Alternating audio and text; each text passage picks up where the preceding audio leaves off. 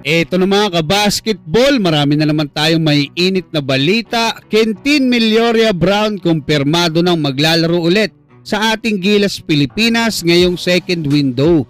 At Coach Tim Cone, tiwalang kayang talunin ng ating Gilas Pilipinas ang New Zealand at Australia. Pero bago yan, huwag kalimutan mag-like at mag-subscribe bilang pagsuporta.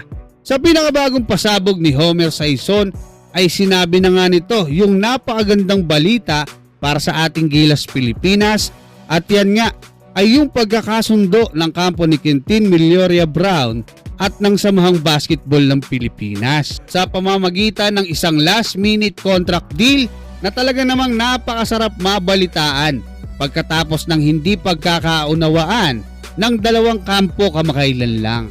At dahil nga dito mga kabasketball ay lalaki na ulit ang line-up ng ating Gilas Pilipinas dahil may tatlo na tayong 6'10 na bigs at meron pa tayong bagong player, no, 6'9 na etong si Justin Baltasar.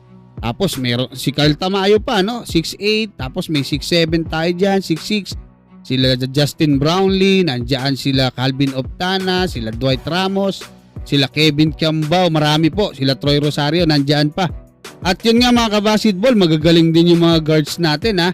At ayon pa nga kay Coach Tim Cone ay naniniwala siyang kayang makipagsabayan ng ating Gilas Pilipinas diyan nga sa dalawang malakas na bansa na New Zealand at Australia kahit wala ang ating pambatong si Kai Sotto. Actually nung sinasabi niya to, kahit wala pang araw, etong si QMB at si Kai, at ngayong nandiyan na si QMB, talagang mas tumaas yung tsansa natin na manalo, no? Especially dito pa sa atin gaganapin etong kanilang bakbakan. Although pwede namang sabihin na lamang sila pagdating sa skills, no? Dahil talagang sa kasalaki talagang malalaki itong yung mga sanay sa talagang pisikalan itong mga to eh.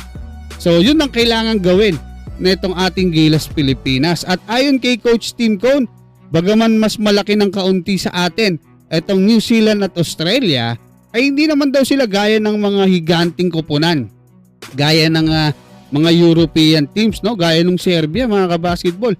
Hindi lang isa yung 7-footer. Ito kasing Australia at New Zealand, may 7-footer man sila, isa lang.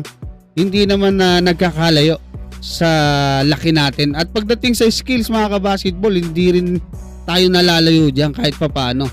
So ang kailangan lang talaga dito ayon kay Coach Tim Cone ay madaan natin sa shooting at sa bilis etong mga kalaban natin, tapatan natin kung ano yung meron sila at gamitin natin yung ating home crowd, no? Sana maraming manood diyan nga sa arena at mapili ni Coach Tim Cone yung mga players na talagang magko-contribute sa ikapapanalo ng ating national team. At yun mga kabasketball, sana manalo etong ating Gilas Pilipinas. Kayo, ano masasabi nyo? Hanggang dyan, maraming salamat at God bless sa inyong lahat.